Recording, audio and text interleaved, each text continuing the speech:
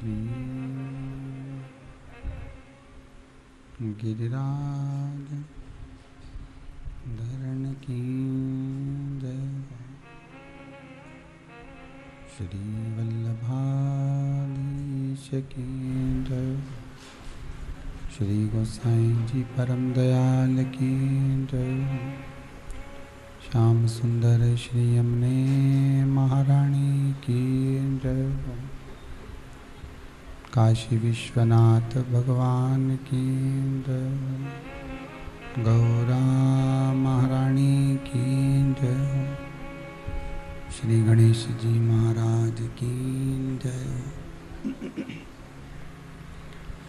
सरस्वती मात की जय। खेड़ापति सरकार की जय। कुबरेश्वर महादेव की जय। संत सद्गुरुदेव गौ माता की जय। चिंता संतान हंतारो यत्पदानुऋणवा स्वयं तनीचार्यनं प्रणमामि महामनः। यनुकृतो जन्तुः सर्वदुःखातिगो भवेत् तमं सर्वदा वन्दे श्रीमद्वल्लभनन्दनम्। अज्ञानतिमिरागास्य ज्ञानजयशलाकया चक्षुरुन्मीलितेन तस्मै श्रीगुरवे नमः। नमामि हृदये शेषे लीलाचिरद्देशायनं लक्ष्मीसहस्रलीलाम्भिः सर्वमानं कलानिधिं। चतुर्विश्वचतुर्विश्वचतुर्विश्वत्रिविस्तवा षड्विजायते योऽसो पञ्चधा हृदये मम। बोल विश्वनाथ भगवान की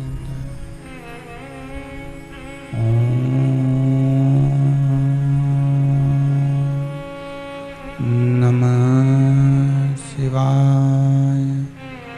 ओम नमः शिवाय।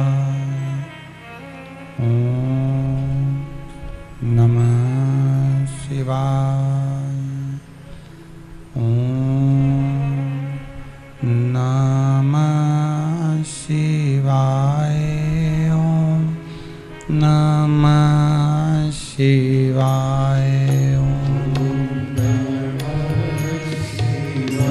शिवाय।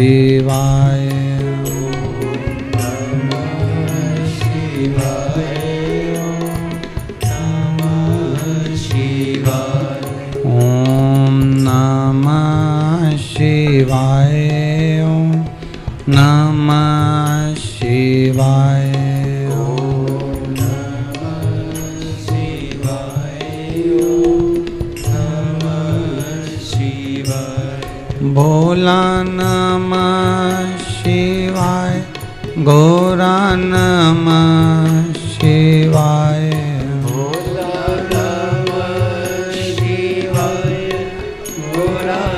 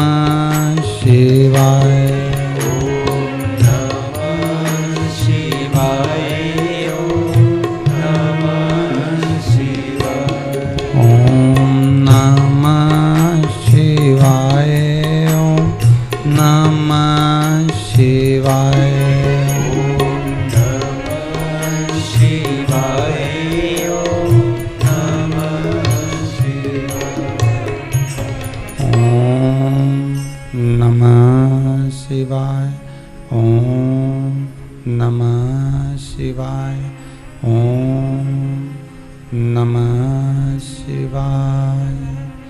विश्वनाथ भगवान की जय। हर हर महादेव, हर हर महादेव, हर हर महादेव, हर। काशी विश्वनाथ भूत भावन भूतेश्वर भगवान शिव, जिनकी पुनीत पावन शिव महापुराण की कथा, जो जीवन का सुख प्रदान करने वाली है, आनंद देने वाली, संपूर्ण विश्व का कल्याण करने वाली और मानव जीवन में भगवान की अविरल भक्ति को प्राप्त करने वाली है। ऐसी पावन भगवान शंकर की व्रत शिव महापुराण की कथा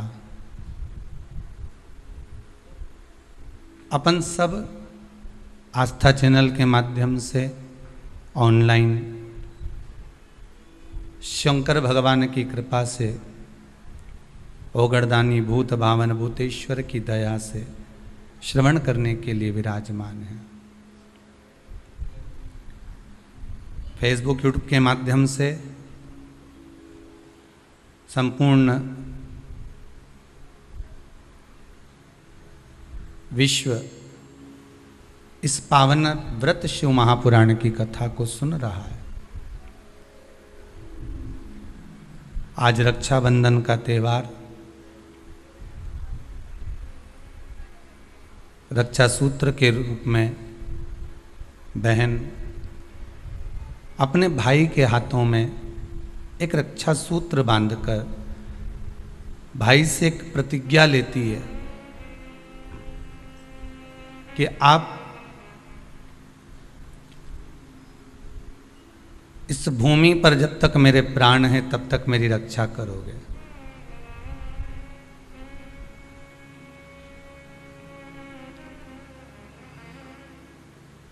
पर बहन को आज एक प्रतिज्ञा और ले लेना चाहिए अपने भाई से कि भैया तूने अगर कोरोना की वैक्सीन नहीं लगवाई हो तो पहले लगवा ले।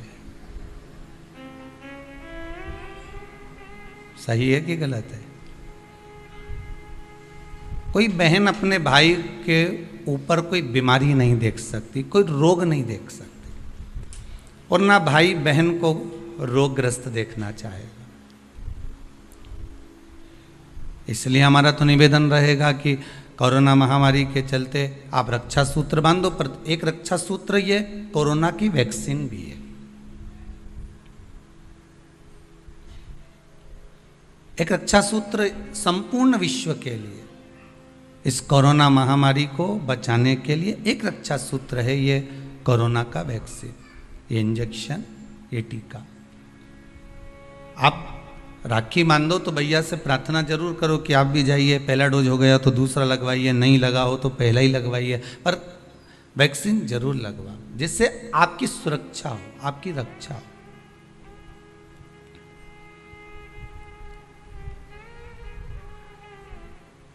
इस व्यासपीठ से भगवान भूत अधिपति भूतेश्वर की इस पावन धरा कुबेरेश्वर महाधाम, कुबेरेश्वर धाम से, जहाँ पर कुबेर भंडारी तो अभी बैठा नहीं, पर उसका एक एक कंकर स्वयं कुबेर भंडारी का स्वरूप ही है। ऐसी पावन आनंदमय धरा से अपन सब शिव महापुराण की कथा श्रवण करने के लिए विराजमान हैं। संपूर्ण भारत की भूमि को, देश विदेश में विराजमान सभी धर्म, हिंदू धर्म से जुड़े हुए सभी भक्तों को इस रक्षा सूत्र रक्षाबंधन की बहुत बहुत बधाई हो। बाबा कुबेर भंडारी आप सबको स्वस्थ रखे। श्रावण की पूर्णिमा, आज व्रत शिव महापुराण की कथा को प्रारंभ करें। बहुत बहुत धन्यवाद देता हूँ मैं श्री विजय कुमार जी, नीताजी सिंघल, जो पटना बिहार से इस पावन शिव महापुराण की कथा को आस्था चैनल के माध्यम से ऑनलाइन कराकर अपने पूर्वज स्वर्गीय श्री नानूराम जी, स्वर्गीय श्री कलावती देवी जी, स्वर्गीय श्री जय भगवान जी की स्मृति में इस पावन कथा को पटना बिहार से ऑनलाइन करवा रहे हैं। उन्हीं के प्रतिनिधि के रूप में जैसा नियम है शिव महापुराण का कि एक जोड़ा पूजन के लिए होना, पौथी का स्मरण करना, उन्हीं के प्रतिनिधि के रूप में यहाँ पर विराजमान श्री ओम प्रकाश जी भाटी, श्रीमती आशा जी भाटी, जो राजेंद्र नगर इंदौर से हैं, उनको भी बहुत बहुत साधुवाद देता हूँ कि आप प्रतिनिधि के रूप में यहाँ पर विराजमान हुए। बिटले सेवा समिति के एक सदस्य का आनंद लेकर आप यहाँ पर विराजे हैं। और बाबा विश्वनाथ की बड़ी करुणा, बड़ी कृपा, जो इस पावन कथा का रसास्वादन करने का श्रावण की पूर्णिमा के दिन योग बना।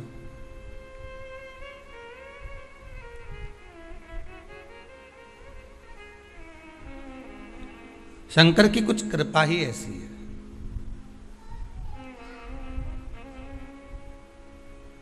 मैं भाटी जी आपके भी पूर्वजों को बहुत बहुत साधुवाद दूंगा, स्वर्गीय श्री तुलसीराम जी भाटी जी को, स्वर्गीय कमलाबाई जी भाटी जी को, जो कृपा करे होंगे।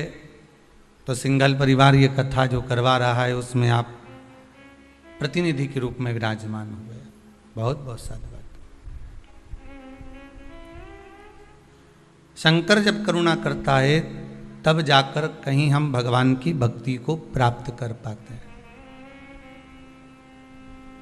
अभी तक जितनी कथाएं अपने श्रवण करी है, गणेश शिव महापुराण है, सती शिव पुराण है, पार्वती शिव पुराण है, नंदीश्वर शिव पुराण है, वासुकी नाग शिव महापुराण है, कौमार शिव महापुराण है, ऐसी सारी पुराणों को सुनते सुनते सुनते सुनते अब व्रत पर आ गए। क्योंकि श्रावण की पूर्णिमा पूर्ण होने के बाद में, वैसे तो श्रावण महीने के भी बहुत व्रत होते हैं, और उसको श्रावण की पूर्णिमा होने के बाद में जब माताओं के व्रत चालू होते हैं तो ये कार्तिक के महीना पूर्ण हो जब तक इनके व्रत चलते ही रहते हैं। पर कुछ कुछ व्रत ऐसे रहते हैं जैसे एकादशी का, प्रदोष का, सोमवार का, मंगलवार का, शनिवार का, शुक्रवार का, बृहस्पतिवार का। कुछ व्रत ऐसे होते हैं जिन व्रतों को माताएं निरंतर करती हैं। केवल ये नहीं कि तीज त्यौहार आएगा तभी, ये तीज के व्रत अलग होते हैं, हरतालिका तीज, छोटी तीज, बड़ी तीज, चतुर्थी, छठ, ये सारे व्रत अलग हो गए जो त्यौहार के अनुकूल आ रहे हैं, जो महीने के अनुकूल आ रहे हैं। पर भगवान की अविरल भक्ति को पाने के लिए मनुष्य जो दिन रात भगवान की भक्ति में डूबा रहता है, दिन रात भगवान को पाने का प्रयास करता रहता है, केवल व्रत के माध्यम से ही नहीं, वो तो अपनी भक्ति के माध्यम से भी भगवान शंकर को रिझाता है।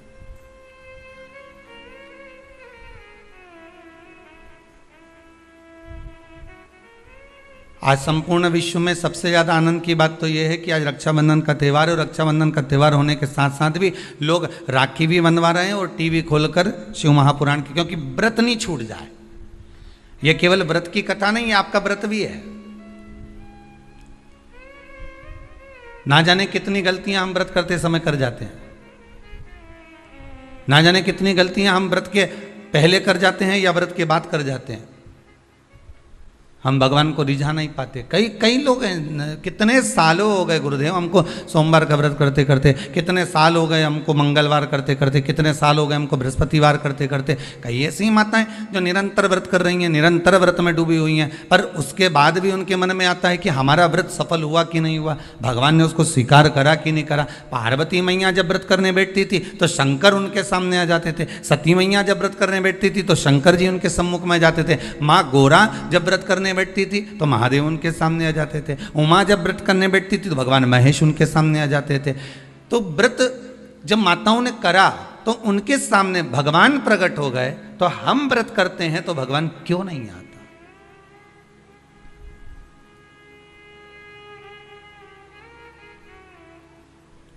आप आए नहीं और सुबह हो गई, मेरी पूजा की थाली धरी की धरी रह गई। आखिर कारण क्या है? क्या कारण हो सकता है? हम परमात्मा को इतना रिझा रहे हैं, हम परमात्मा को इतना मना रहे हैं, हम परमात्मा से इतनी विनती कर रहे हैं, निवेदन कर रहे हैं, उसके बाद भी अगर भगवान हमको ना मिले, उसके बाद भी भगवान हमारा ना सुने, तो फिर दुख तो होता है ना कि भगवान आखिर क्यों नहीं सुन रहा। कुछ कुछ माताएं कर रही थी, गुरु जी हमने ये करा, उसके बाद भी भगवान ने हमारा ना सुना।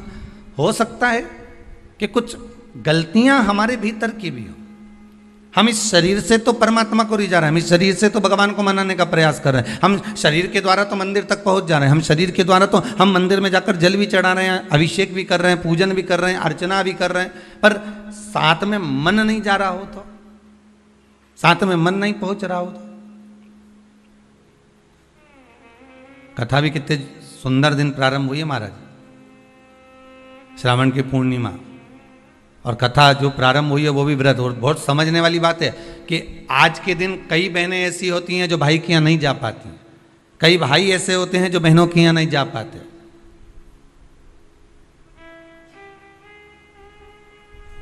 तो क्या इनका संबंध समाप्त हो जाएगा? अरे बोलो तो जम के नहीं। जितने लोग आस्था के सामने कथा सुन रहे हैं, बोलो जरा कि अगर बहन भाई के यहाँ नहीं जाएगी और भाई बहन के यहाँ नहीं जाएगा और उनका आपस में तिलक नहीं हुआ, रक्षा सूत्र नहीं बंधा उनका, तो क्या संबंध समाप्त हो जाएगा? नहीं।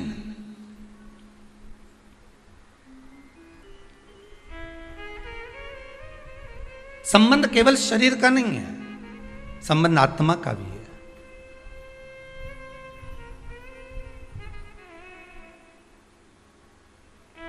एक व्यक्ति अपने नगर में निवास करता था, रहता था, और बड़ा सुंदर भाव से वह निवास करता था। अब एक समझने वाली बात है, देखिए, शरीर का पाप कर्म और मन का पाप कर्म दोनों को देखिएगा। वो अपने गांव में, नगर में निवास करता,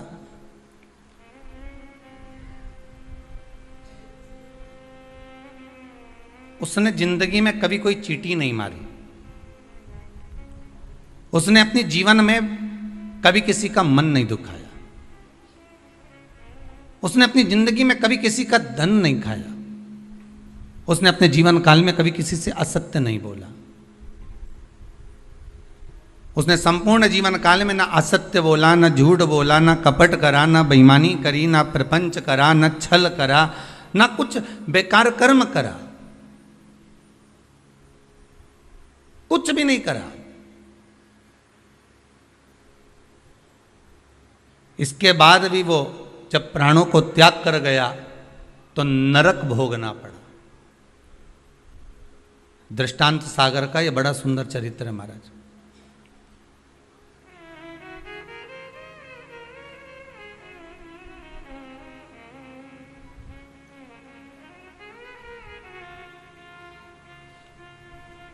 नरक भोग रहा है, ऊपर गया, चित्रगुप्त महाराज बैठे थे, इसके पाप गिना रहे थे, तो देवऋषि नारद का वहीं पर आगमन हुआ। श्रीमन नारायण, नारद जी ने तो पूछ लिया। संत के मन में अगर कोई प्रश्न आता है तो संत तुरंत पूछ लेता है कि आखिर कारण क्या है। भगवंत के मन में अर्थात भक्त के मन में भी कोई प्रश्न आता है तो वो भी पूछ लेता कारण क्या है। तो देवऋषि नारद ने पूछा कि ये कारण बताओ कि इसने ना कभी चोरी करी, ना कभी कपट करा, ना कभी बेईमानी करी, ना कभी प्रपंच करा, ना कभी किसी को धोखा दिया, ना किसी का धन खाया, ना किसी का वैभव खाया, ना कभी मुख से अपशब्द कहा, फिर आखिर बात क्या है कि इसको इतने सारे नरक क्यों भोगना पड़ रहे हैं? 94 नरकों में से कम 50 नरक में तुमने इसको डाल दिया।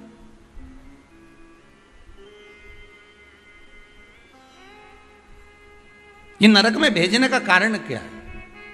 भाई व्यक्ति गरुड़ पुराण के हिसाब से नरक कब भोगता है कि आपने अगर किसी के यहाँ चोरी कर लिया, आपने अगर किसी के यहाँ कपट कर लिया, किसी को मार दिया, किसी को अपशब्द कह दिया, ताने दे दिए, गालियां दे दी, और कहीं चोरी आदि कर्म कर लिया, कोई लूटपाट कर ली, किसी का धन खा गए, किसी का वैभव खा गए, किसी की सत्ता खा गए, किसी के रूप में किसी को दुख दिया, तकलीफ दी, तो आपको नरक भोगना पड़ेगा। ये गरुड़ पुराण कहती है।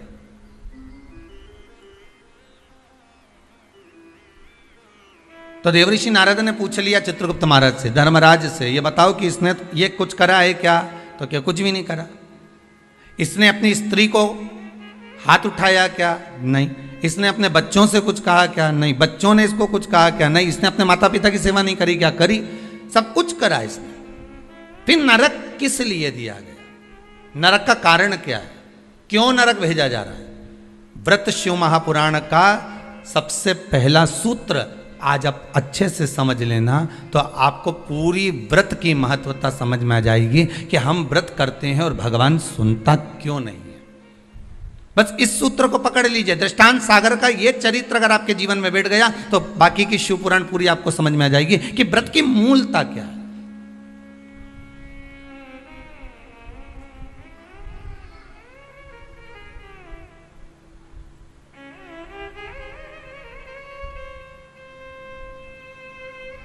कारण क्या हो सकता है?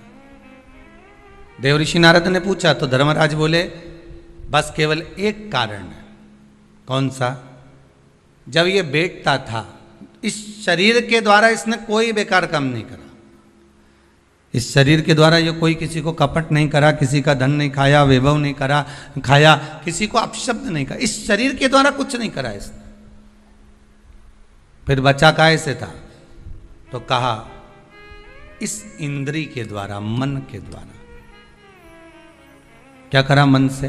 तो क्या मन के द्वारा ये जहां बैठता था वहां मन में सोच लेता था कि ये कितना बेकार व्यक्ति है, इसके साथ तो ऐसा हो जाना चाहिए, इसके यहाँ कितना वैभव इकट्ठा हो गया, इतना धन एकत्रित हो गया होगा तो ये धन का करेगा क्या, इसके यहाँ तो ऐसा होना चाहिए कि डाका डल जाना चाहिए। इसने विचार करा। फिर विचार आया कि बताओ कितनी सुंदर स्त्री है, कितनी सुंदर नारी है,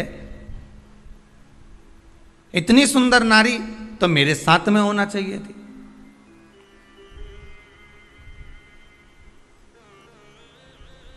इसकी कितनी प्रॉपर्टी है, कितना वैभव है इसके पास में, कितना धन है इसके पास में। कुछ ऐसा हो जाए कि इसका धन संपूर्ण मेरा हो जाए, इसका पूरा वैभव इतना जितना इसका धन है ये सारा के सारा मेरा हो जाए। अब बोलो शरीर से कुछ कर रहा है क्या वो? जितने आस्था पर सुन रहे हो, जितने फेसबुक यूट्यूब पर सुन रहे हो, दिल से बोलना, उसने शरीर से कुछ करा? नहीं। शरीर से कोई चोरी करी? नहीं। शरीर से किसी को मारा? नहीं। किसी का धन खाया? नहीं। पर कर क्या रहा है? मन से उसके जो विकार उत्पन्न हो रहा है, मन से जो विचार उत्पन्न हो रहा है, मन से वो जो गलत सोच रहा है, मन से जो उसके विचार धारणा चल रही, मन चित्तवृत्ति से जो गलत विचार उसकी दृष्टि में आ रहा है, बस वो गलत उसको नरक की ओर ले जा रहा। अब तुमने व्रत तो करा। आज कई माताओं का पूर्णिमा का व्रत भी होगा, ऐसा नहीं है, जाएगी राखी बांधने तो कह भी देगी हमारी तो पूर्णिमा जी हम तो तुम्हारे भाभी भोजन नहीं करें। वही ननंद और आती हैं तो कह भी देती हैं कि आज तो हमारे पूर्णिमा है, हम काहे को भोजन करें तुम्हारे यहाँ, आज हमारा पूर्णिमा का व्रत है। और कई तो रक्षाबंधन पे इसलिए भी नहीं आती कि जाके करेंगे क्या, राखी बांधेंगे और रोटी का बोलेंगे तो रोटी तो खा ही नहीं सकते अपन, व्रत है अपना, तो एक टाइम तो खा सको। पूर्णिमा के व्रत का तो महत्व है, एक टाइम तो भोजन कर सकते हो।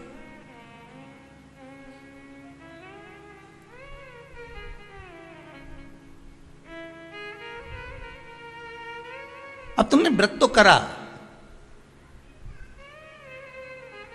खूब जोरदार व्रत करा, सुबह से लेकर शाम तक कुछ नहीं खाया, कुछ भी नहीं खाया, पर ये मन बार बार अगर दौड़ कर कहीं चले गया, डब्बे में सब लोग भोजन कर रहे थे और सभी लोग प्रसाद को पा रहे थे। सभी लोगों के मन में भाव आया कि कितना सुंदर भोजन बना है, आज तो बाफला एक नंबर का बना है, आज बाटी तो बहुत जोरदार बनी। अब तुमने बनाई तो जीजी के लिए थी, ननंद के लिए थी, घर में बेटी के लिए थी, और आज तो मेहमान आया ना, भांजा ने भांजी ने सबके लिए बनाया। और मालूम पड़े ननंद आके कह दे कि नहीं हमारा तो आज श्रावण की पूर्णिमा का व्रत है, आज हम कुछ खाएंगे ही नहीं। अब तुमने बाटी तो बना दी, बाफला तो बना दिया, पूरन पोली तो बना दी, तुमने आज आलू बड़ा तो बना दिया, सब्जी पकौड़ा मंगोड़ा सब बना दिया तुमने। पर बेचारी वो बहन भले राखी बांध रही है, भले वो माँ आई हुई है, उसका व्रत भी है, पर उसकी जो मन है ना थोड़ा सा वो बाफले में तो जरूर जाए, वो बाटी में तो अटकेगा थोड़ा ना। अब आई और माँ भी कह रही है, बार बार मम्मी कह रही है, बार बार माता जी कह रही है, अरे बेटा ले ले एक व्रत छोड़ दे, ले ले थोड़ा, या तू एक टाइम खा लेती यहीं। तो मन में भी सोच के बैठी, हाँ विचार तो है कि एक टाइम खाना तो है, तो घर जाके खाऊं कि यहीं खाऊं, अरे यहीं खा लूंगी मना नहीं है, पर बाफला पूरा ठंडा हो जाएगा ना शाम तक तो। अब चित्तवृत्ति में तो अब वो बाफला ने, बाटी ने, मंगोड़ा ने, आलू बड़ा ने सब अटका हुआ है, वो हृदय चित्त में राखी जरूर बांध रही है, पेड़ा भी खिला रही है, सब कुछ आरती भी उतार रही है, सब कुछ करे, पर चित्त वृत्ति तो वहीं अटकी है ना उसकी।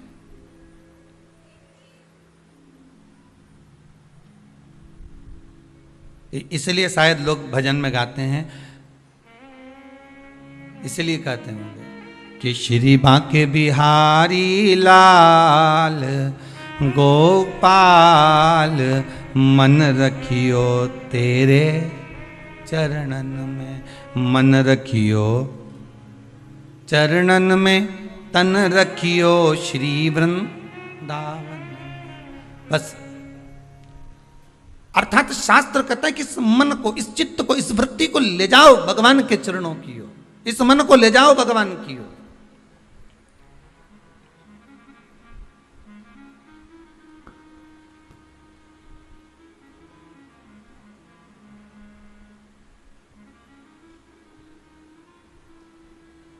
इस मन को परमात्मा तक ले जाओ।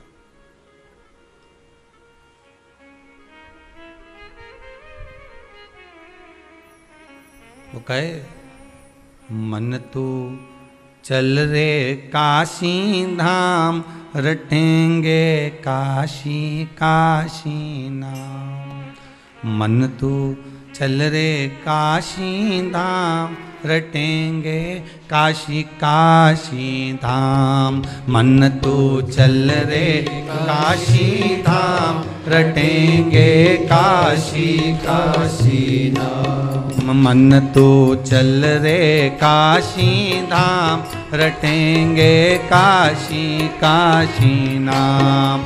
मन तू चल रे काशी धाम, रटेंगे काशी काशी नाम। रटेंगे काशी काशी धाम, रटेंगे काशी काशी नाम। रटेंगे काशी काशी नाम, रटेंगे काशी काशी नाम। रटेंगे काशी काम, रटेंगे काशी काशी नाम।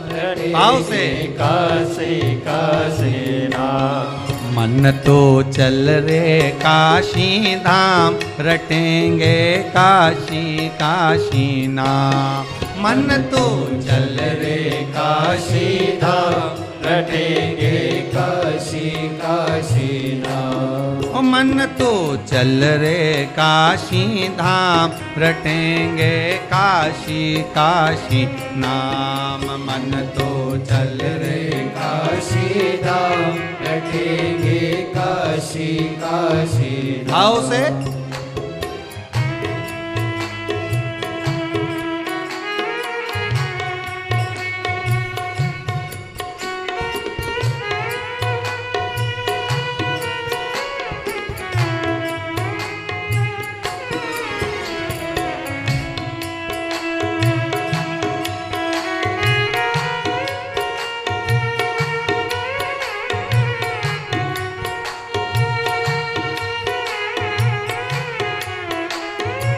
बड़े आनंद।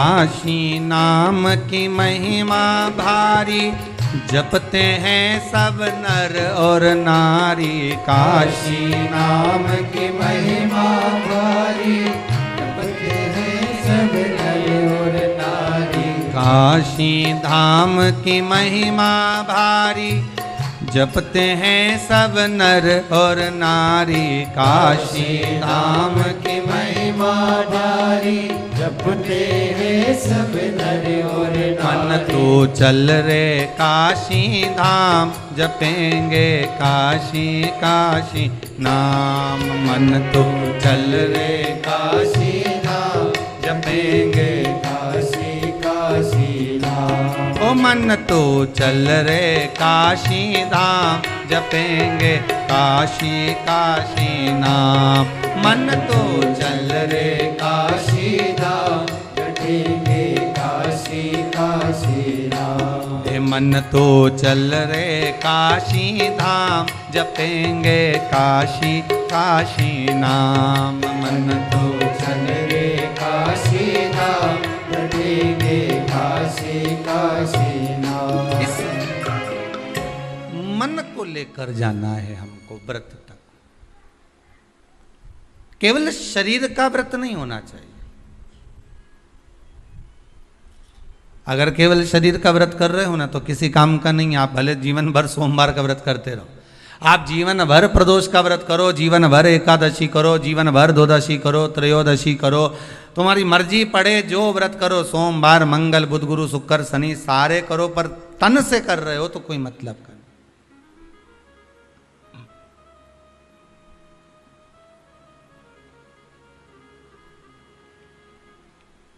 कई लोग ऐसे भारी भारी व्रत करते हैं, शरीर को कष्ट देते हैं।